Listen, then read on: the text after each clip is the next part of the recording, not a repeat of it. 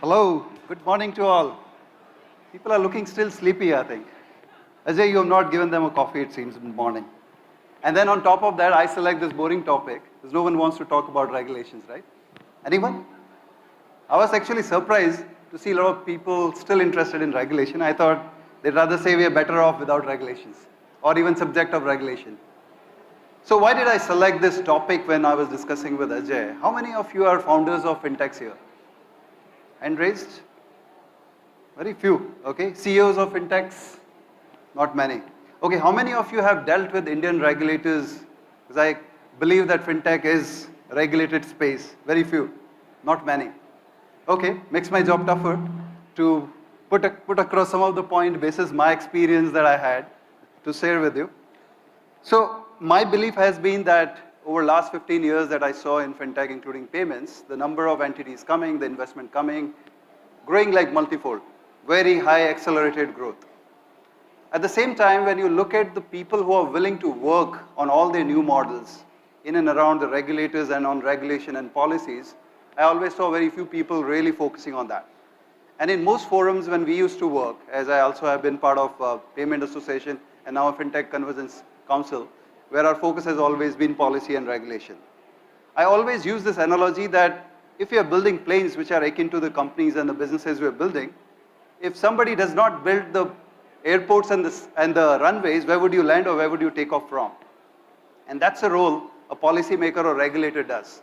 So if you are busy focusing on building your planes and just ensuring that it can fly or you think it can fly, maybe you can hover for some time without an airport or let's say without the runways, and you can figure out later where to take off. I'm sure we're all heading for disaster, right? And especially in financial services, which is highly regulated, this is very important. And I learned it very early days, even in our first payment business, which when we started, there was no regulation of payments. There was no Payment and Settlement Systems Act, but we realized the importance of dealing with it directly heads-on and then working with them. So I'm going to share some of my views and experiences. So ready to go? Next one. So fundamentally, when we build businesses, right, there are multiple things that we do, but there are 2 or 3 or 4 pillars behind when you build the business. And we just put those across. And if you look at each of these pillars, without regulatory support or without regulatory intervention or without regulation doing something, you don't have those pillars. Any of you want to, let's make it interactive, so feel free to jump in on anything on a specific slides. So let's take example, market access. What do you think? What do I mean by here? Can you enter a particular market or consumer segment in FinTech directly? I mean, unless you're working with partners, without any regulatory intervention? Any business? Unless you're a technology service provider. So, to give you an example, in payments, we were told to do payments only up to certain values. It was licensed. So how it is controlled? It's licensed. Every activity, whether you're an insurance, whether you're a mutual fund, whether you're in investment, each and every subject is regulated, which determines your market access, which means how big you could get, that boundary is already drawn. And one of the biggest fight that we have been doing even in payments was always changing and growing that boundary to do bigger and bigger. To give you one example, when the payment industry started, we were allowed to do only transaction up to certain value within our own merchant ecosystem, more as a semi-close.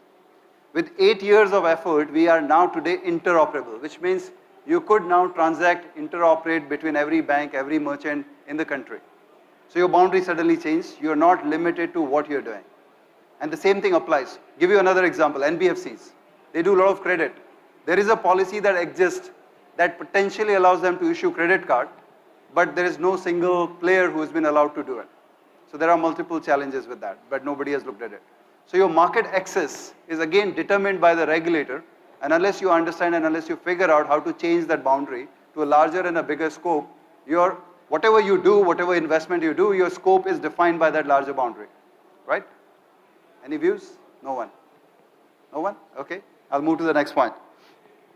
I don't think I need to explain this because I'm sure some of you are investor here and investing. Your FDI norms, whether you can do 100%, not 100%. Thankfully, so far, majority of the fintechs, including payments, you can invest 100%. Of course, there are challenges now in exit because most of the businesses earlier, the exit was seamless. There was no specific regulation. But of late, including payments, some new regulation requires any majority control, anything above 25, 26% to take a prior approval. So again, the framework of the capital coming in and going out and providing exit is again tightly controlled. So we need to understand. And why I'm again repeating these, it's not that you don't know, but most of the time when I've interacted with CEOs and founders, they usually are so passionate and focused on their own product, business, and the processes they've built. A lot of time this they leave probably to a God or outer side forces to figure out. Somebody will figure it out for us. But that doesn't happen. You have to take your destiny in your hand, fix it, otherwise your boundaries are always defined even without you knowing it. Yeah? Technology infrastructure access. There has been one incident which has actually created one issue in this. Does anyone want to talk about it? Recently, Supreme Court judgment. So Fintechs had access to UIDAI, right? Prior to Supreme Court rule. One rule coming, the access is gone. And it has directly, indirectly again affected a lot of Fintechs. Now again, it's not just about putting in process, or let's say putting the infrastructure like telecom and internet in the country, which anyway is a government policy, and it will determine your market access and also the market size. But it's also about access to critical infrastructure like UIDAI. In our payments terminology, it is also access to payment networks, which has happened like I gave you an example. Access to credit products like credit cards to NBFCs. There are multiple such things, but if we as an industry don't understand, we don't talk, we don't really discuss and debate about it and start talking about it to the regulators, it will remain where it is. It won't change easily. So technology infrastructure is not just as an infra, it's also about access to these critical systems that is very critical for your business growth and for your business to exist. Right? Talent, don't want to talk too much about it. I think, thankfully, we are slightly blessed relative to other areas in this one, except for a matter that increasingly we should figure out, because if you talk to any major, larger industry player, they will tell you that the talent that comes out of the college or a graduate, postgraduates, they still have to spend a lot more effort to create them the right resource for them to be able to work in today's environment. So I think again, unless we take a stand and work with the government to change those policies, those curriculums, it's going to impact our overall growth in the business, since the subject is also the growth. So while those examples of the pillar, we also need to understand that why do these boundaries exist? Why do these issues exist? What is regulator thinking when they have to do these activities? While there are multiple points, but there are two fundamental points that always happen. One, the changing technology dynamics that are compelling them, or they are not able to keep up the pace of understanding them. The reality is that most of the regulators, despite whatever time, effort they are putting in, they themselves are not clear about concepts like how to manage things like privacy, how to manage, let's say, accountability in a world of AI and ML, where the decisions are happening seamless. It reflects in one of our recent interaction in trying to find alternate in absence of Aadhaar as a digital KYC, where the discussion was that if you capture a KYC through a video and you kind of want to verify it basis certain algorithms, intelligence built into it, now can the algorithm on itself decide that this is okay and can be processed? I think the regulators immediately jumped up and say, hey, we are not comfortable. The way in a physical process the person sees and verifies, we want somebody, a warm body on the other side, to see and then confirm. The problem there is that they're not able to understand that how riskier it could be. It takes time, and they want to see it before even implementing it. So that's a gap. So why do they kind of think this way? So one, technology changing drastically, rapidly, which creates some new possibilities. Another simpler example that I use, that in most of the audits and the regulation, there is a maker and checker concept. Again, in the world of AI and ML, the maker and checker is the same machine. And if you have to follow it, you'll have to create an artificial person just to say that, yeah, this guy has checked it, for no reason, for no role. So these are kind of divisions that will have to kind of go away, but it won't go away easily unless we are willing to invest time as an industry, sit with them, make them explain that what were the risks that you were addressing. So one of the bigger things that we've always advocated when we met them, that all your framework needs to change from the old traditional style of a regulation to a risk-based regulation. It has to be like the software upgrade policy, that you have version 1, you have version 2, and you can upgrade with these conditions, with these features, with these risks. You have to probably top up the capital. If you don't, then you can be downgraded. So I think that kind of a regulation can't come by their own. Why? Because if you look at all of them, the capacity that they have built and the amount of the work that they have to do, there's simply no availability of a talent or a resources for them to really spend that much of a time. And that has been again first-hand experience when we were dealing with them on many new subjects. They are better off if the industry works with them, they create that knowledge pool, and then they discuss with them. Also, let's not forget, and I'm not criticizing our regulators and the government, but the reality is in most of these cases, especially the new technologies, you have an expert who may be a 25-year-old kid, right? But if you have to be a CGM or a DG or a governor in any of these regulators, you have to be above certain age, above certain experience, and probably on a verge of retirement. So that's why you will never see things like digital currencies getting implemented so fast. It's a big leap of faith, it's a very different understanding. So we have to try and bridge that gap. While this is what it is, how do we work with them? So there's an institutional framework within the regulators that has its own implications. On the other hand, if we don't try and bridge that gap working with them, it's going to be a much serious issue. So there are challenges. Again, their focus is economy, so what your model will do to the things like inflation, things like money laundering, things like CFT, which is countervailing to terrorist funding. Those are always the key issues when you talk about fintechs, which we need to understand. And I've seen some startups, very smart entrepreneurs who probably, despite working through their partners, probably know the regulations much better than even regulators at times. And they have been successful. Because they have mastered what exactly it means, how you can actually support it, where are the issues, what exactly needs to change. So again, at the economy level, and the biggest issue comes when you have to deal with consumers. The regulator will always say that if you're dealing in money of a consumer, is it safe?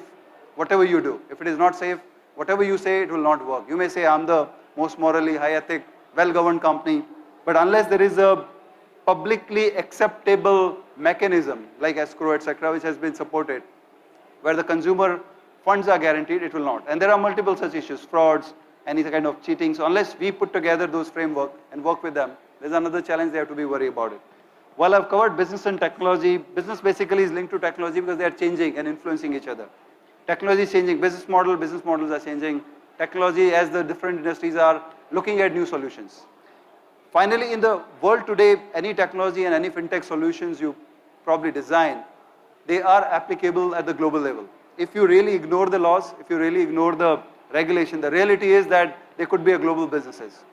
If they are, but they can't be because of the fear of a jurisdiction in sense not just a local or a national, but a global. Unless there is a larger cooperation between countries on things like blockchain, cryptocurrencies, things like trade finance, some of these things which are huge problems to solve and some of you will be solving, parallelly this needs to happen. That how does the collaboration between governments and regulators? Thankfully in certain areas there are global agencies like FATF, like your World Bank who are working on it, but there are many other areas where we need to create similar entities or help regulators to work with them. So those are the concerns they have. My experience, just to summarize, in whatever we did, not that we were always successful, and this is what I think I would like to say, that generally people fear regulation or a regulator or the government policy makers. They try and avoid talking to them. I think we should do reverse. The healthier part is that first of all, you as an industry player, and actually before that you as individual CEOs, if you are in a business model which is new, innovative, unless you understand the regulation around it yourself first, unless you understand the risk in your business model yourself first, and then unless you really are openly going to discuss it with any of your industry peers and identify that and put it up front, it's not putting a problem under the carpet doesn't solve it. You're only waiting for it to explode. So the best thing to do is openly discuss the issues or a risk that lies in your business models, not only yourself but with your peers. Identify them, list them, work on possible solution and a mitigation at the industry level, and try and adhere to it. If you are openly talking about it, this is what solves half the problem. But when I meet a lot of entrepreneurs, I see that first thing I say, oh, what happens on CFT? No, that's not a problem anyway, it's a small value. It's ignorance. You can't say there is a probability. We need to actually understand the problem and say, hey, why it can't happen, or if it happens, what is the mechanism I've built to identify and report it. Thankfully, the regulators are not going to put you behind the bar. All they expect you to is identify and report it in a certain format, or let's say inform the regulators. So it's just the understanding. If you understand it better, you'll be able to face it better. The second point which I've seen, and I think we've all seen what happened with cryptocurrencies, right? It got suddenly stopped. Thankfully, there is a new Supreme Court order now, with which hopefully and probably you should help all of us also there with some policy suggestions on how the new policy can come. I think one of the big point that since we were also involved with that group to see how it can be salvaged, one of the things that we agreed and we discussed which didn't happen is that how do you create consumer awareness about the risk of trading and the risk of losses. All of them kept saying that we are talking to them, our website talks about it, doesn't matter. How do you create a larger impact? Take an example of WhatsApp recently, I don't know if you noticed their advertisement in the TV directly, saying that if there is a rumor, please don't pass on, check. It's that kind of a level of impact because sometimes you're doing, it's not known to the larger world, that means consumer is not aware and is susceptible to a fraud, so you have to go out and if you can't do it, you have to do it at the industry level. If you, again, don't do it, there are risks. If you do it out and look at multiple industries who are doing it, insurance to everybody else. There are ads, full page, telling consumer what not to do. Look at cybercrime issues that the banks dealt with, continuous series of educative advertisement. So this has to be, I think it's like catching the bull by the horn. You have to take it up. There's an interesting point in a unified voice, which is always aspirational, never happens. But one of the very senior ex-regulator once told me, the worst that the industry players can do is go to regulators and talk 3 different languages. And then you will get an outcome which is not comfortable to any 3 of them. And I think we all know it intuitively. And still, there are always some rogue players who believe that we can make the change and we are okay with this regulation, everybody else will die. They forget that it's a matter of time, the same fire will catch you on your tail. It never works. I've seen it in 15 years, it never works. It has to work as a regulation for the whole ecosystem and the industry. If it's just benefiting one player, it's a temporary, it won't work. So you better think through these issues, create a unified voice and communicate that. Else, we will see what we've seen in cryptocurrencies and many other similar examples. So by the way, the title, we were nice, we kept it rise and a growth. We could have also done rise and fall with the government policies. We're just trying to be nice. Self-regulation, I think if you do all of it, if we show in a new model that we are able to manage the industry players the way they are conducting themselves, then again, your risk of getting a surprise regulation is a lot lower. And if you are able to do all these 4, then we can expect, and actually there is no way or there is no need to be fearful, that we can demand back a stable governance back from regulator. A regime where there is a stability, there are no surprises. But in absence of these, we keep seeing those 6 months to 3 months, some new surprise, and you keep disrupting your own model. This is a regulation, not what you're actually trying to do. That's been like a brief in the allotted time that I could do. I think we still have time for 1 or 2 questions. That's in brief I had to say on how it can impact your growth and the rise of a fintech or fall also. Yeah, any questions? I don't see any. Is there? Okay, there is. Oh, my mistake.